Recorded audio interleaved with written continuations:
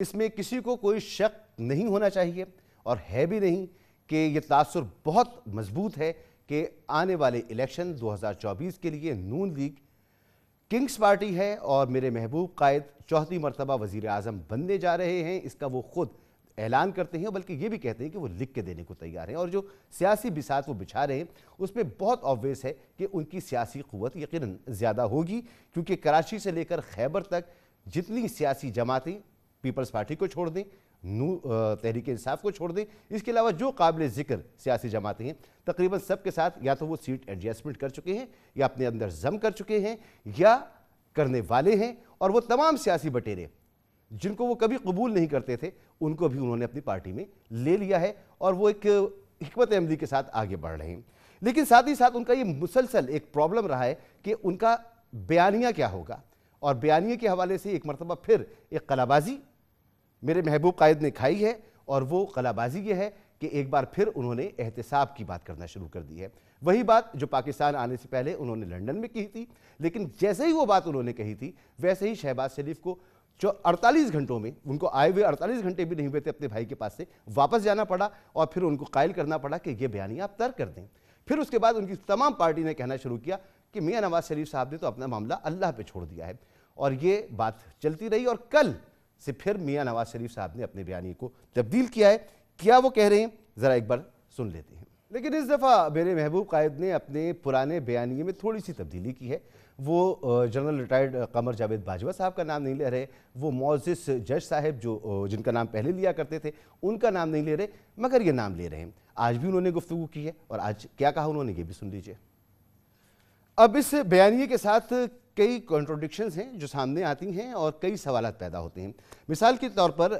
کیوں نکالا گیا میاں نواز شریف صاحب کو بار بار؟ یہ کس سے مطالبہ کر رہے ہیں میاں نواز شریف صاحب؟ کس سے جاننا چاہتے ہیں؟ ہم تو یہ چاہتے ہیں کہ میاں نواز شریف صاحب ہمیں بتائیں کہ انہیں کیوں نکالا گیا، بار بار کیوں نکالا گیا، وہ سسٹم کا حصہ تھے، اور یہ بھی بتائیں کہ جب ان کے مخالفین کو نکالا گیا تو آپ کا کردار اس میں کیا رہا، اور آپ کے جو مخالفین تھے ان کا جو کردار تھا وہ تو آپ ضرور اب دیکھیں گے، لیکن آپ کے مخالفین کو بھی بار بار نکالا گیا، پیپلز پارٹی کو بھی نکالا گیا، تحریک انصاف کو بھی نکالا گیا، تو جب ان کو نکالا گیا تو آپ نے کیا کردار ادا کیا؟ تو اوبویس اس کا جواب ہے کہ جو کردار آپ نے ادا کیا، جس طرح سے آپ کو نکالا گیا اس طرح سے دوسروں کو بھی نکالا گیا، آپ سسٹم کا حصہ رہے، کبھی وہ سسٹم کا حصہ رہے۔ اور کس سے کہنا چاہ رہے ہیں، کس سے مطالبہ کر رہے ہیں؟ الیکشن جیتنے کے بعد اقتدار میں آ کر وہ معیشت پر فوکس کریں گے یا احتساب پہ فوکس کریں گے؟ وہ پھر تصادم کی طرف جائیں گے یا ملک کو معاشی مسائل سے اور دیگر مسائل سے باہر نکالیں گے؟ یہ سوال پیدا ہو گیا ہے۔ اور دوسری بات کہ یہ کنٹروڈکشن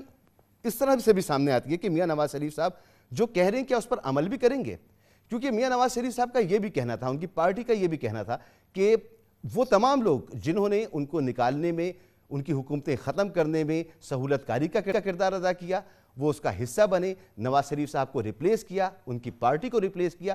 ان کے ساتھ ان کا چلنا اب ممکن نہیں ہے۔ کبھی یہ ایم کیو ایم کے بارے میں کہتے تھے، کبھی یہ قاف لیگ کے بارے میں کہتے تھے، یہی بات باپ کے بارے میں کہتے تھے، لیکن باپ بھی اب ضم ہو چکی ہے نون لیگ کے اندر، قاف لیگ کے ساتھ پھر انتخابی اتحاد کر لیا ہے، ایم کیو ایم کے ساتھ انتخابی اتحاد کر لیا ہے، اور جب میاں نواز شریف صاحب کو 99 میں نکالا گیا تھا تو مولانا فضل الرحمان صاحب بھی ان کو ریپلیس کرنے والوں میں تھے، متحدہ مجلس عمل بنا کر، وہ بھی اب ان کا حصہ ہیں۔ اور وہ فصلی بٹیرے جن کے بارے میں آپ کہا کرتے تھے کہ یہ لوٹے ہیں اور لوٹوں کی جگہ باتھ روم میں ہوتی ہے، ان کو بھی آپ نے گلے لگا لیا۔ راجہ ریاض صاحب کو بھی آپ نے فیصل آباد سے ٹکٹ دے دیا، اور موقف کیا تھا آپ کا، سالہ سال پہلے کا موقف آپ کا کیا تھا ان کے بارے میں، ذرا وہ بھی سن لیجئے۔ تو ایک طرف میرے محبوب قائد یہ کمپرومائز کر چکی ہیں، تو اب جو وہ سیاسی عمارت تعمیر کر رہے ہیں، ظاہر سی بات ہے اس کے پلرز جو ہیں وہ یہی سیاسی جماعتیں ہوں گی جو برملا اس بات کا اظہار کرتی ہیں کہ ہمارے فیصلے ہم خود نہیں کرتے،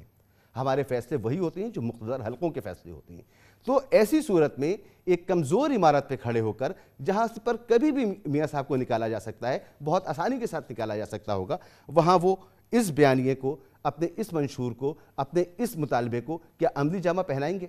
یا یہ بھی ایک انتخابی بیانیے کا حصہ ہے اور اس کے علاوہ اور کچھ بھی نہیں ہے؟ تو اسے اینالائز کرنا بہت ضروری ہے۔